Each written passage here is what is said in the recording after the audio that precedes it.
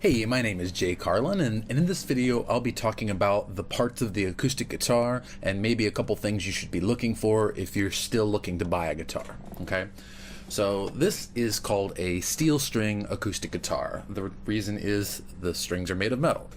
The other type of acoustic guitar you may come across is a classical guitar. I don't have one here at my apartment with me, but classical guitars typically have thicker necks.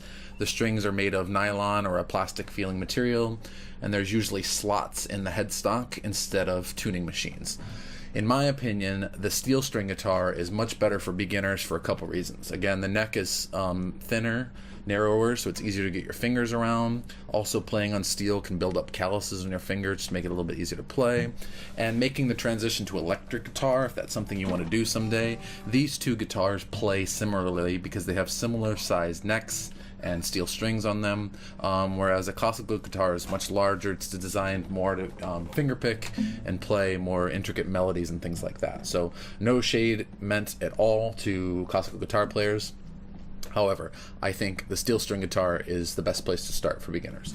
So the parts of the guitar: this is the body, this is the neck, and this is the headstock. Those are the three main parts of the guitar.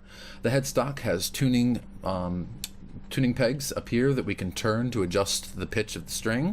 So if I turn this, it's going to change the pitch of the string.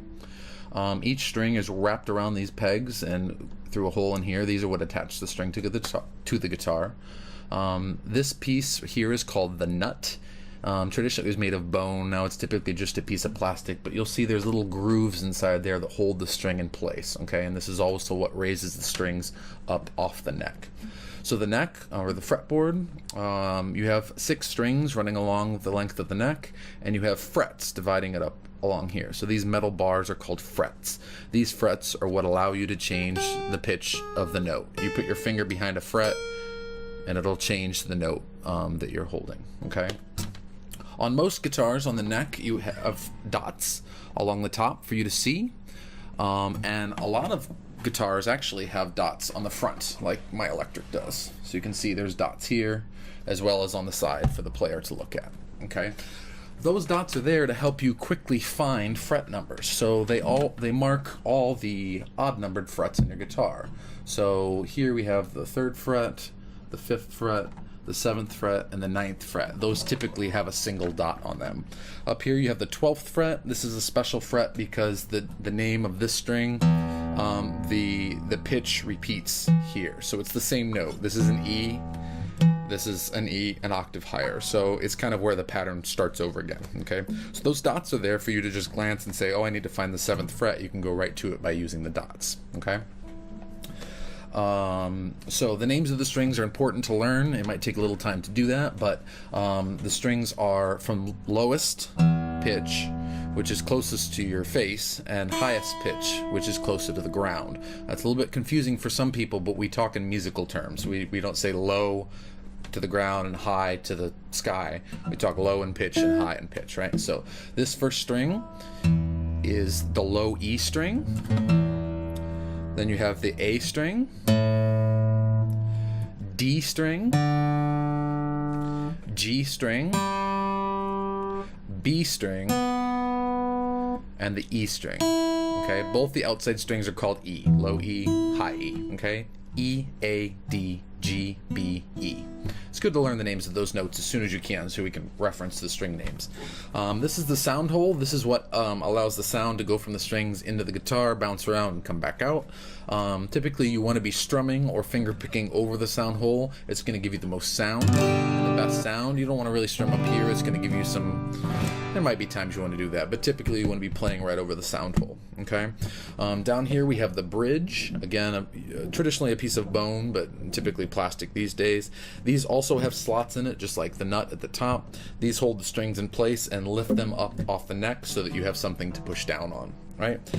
These down here, these pegs, are, if you were to pull it out, it would look like about this long, a little metal or metal, wood or plastic peg that you push into the body of the guitar, and it holds the string in place. So when we do a later video about changing strings, I'll pull one of these out and show it to you, but that's what these are here for, or to lock the strings into place. Okay.